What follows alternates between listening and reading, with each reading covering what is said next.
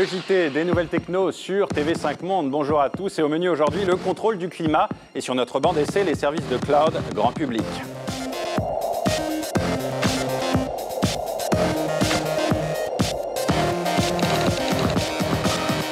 Dans quelques semaines, début du sommet pour l'environnement, Rio+20. Le but, toujours le même, réduire au niveau mondial les émissions de gaz à effet de serre. Mais puisque les États rechignent à réduire leurs émissions, pourquoi ne pas transformer le climat sur Terre et éviter le réchauffement climatique? Des projets parfois complètement fous, celui de l'astronome Roger Angel par exemple, envoyer à 1,5 million de kilomètres de la Terre 16 000 milliards de petits miroirs et détourner ainsi une partie des rayons du Soleil. Le prix Nobel de chimie Paul Crutzen préconise lui de pulvériser au moins 1 million de tonnes de soufre dans l'atmosphère pour rafraîchir la Terre. Les particules de sulfate réfléchiraient les rayons du Soleil et diminueraient la température, mais certains scientifiques parlent d'un effet catastrophique sur la couche d'ozone. Il y a d'autres projets déjà en place, exemple avec des glaciers créés grâce à de la peinture. En Amérique du Sud, de vastes étendues de roches ont été peintes avec un mélange naturel de la chaux et du blanc d'œuf dissous dans l'eau. Résultat, la création d'un microclimat favorable au froid.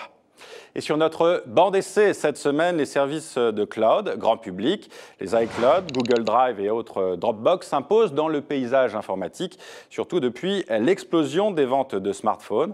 Ces services de stockage à distance proposent de stocker et de transférer les données et les documents des utilisateurs d'un appareil à l'autre, sans fil, par Internet et surtout sans aucune action spécifique. Exemple, si vous entrez un numéro de téléphone dans votre liste de contacts, le cloud ou le nuage en français enregistre automatiquement ce numéro sur votre ordinateur à la maison et sur votre tablette tactile. Même chose avec les photos ou la musique. Aujourd'hui, tous les grands noms de l'électronique proposent ce service.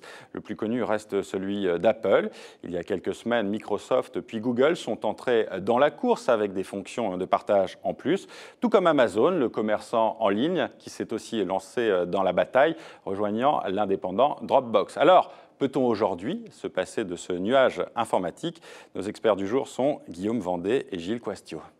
Pour l'utilisateur lambda, je pense que c'est un service intéressant à partir du moment où il a plusieurs appareils. S'il utilise un seul ordinateur, ça ne va pas lui servir à grand-chose.